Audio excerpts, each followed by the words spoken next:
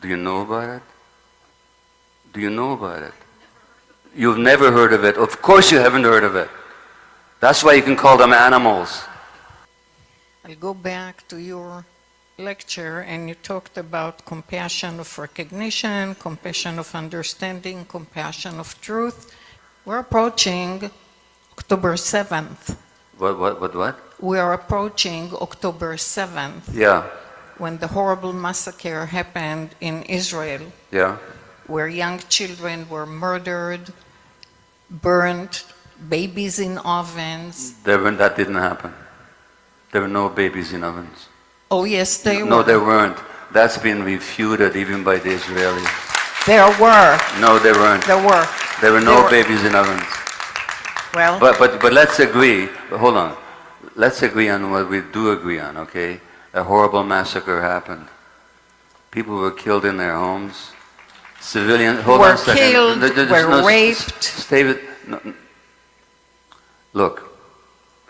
No, I'm telling you, there's been no evidence of mass deliberate rapes. Finish your question.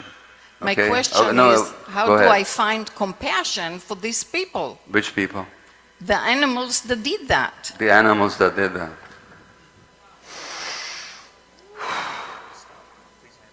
How do we have compassion for these animals? I've been to Palestine.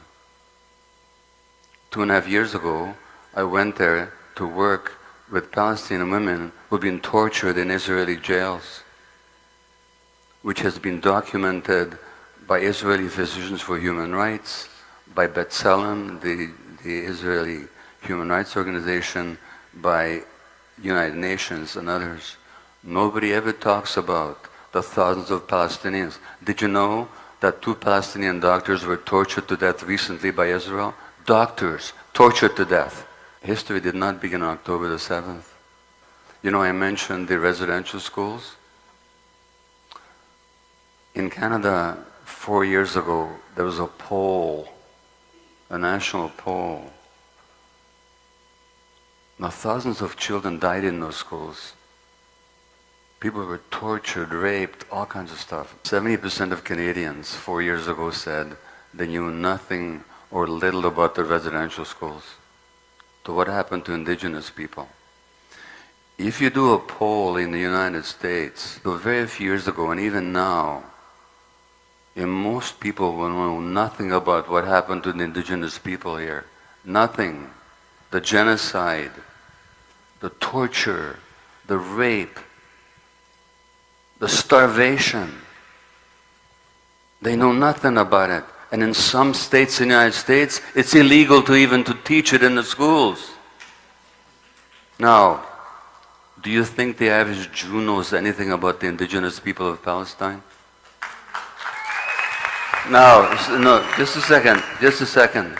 So, these animals that you talk about, you know, the first massacre of Palestinians in Gaza didn't happen last year.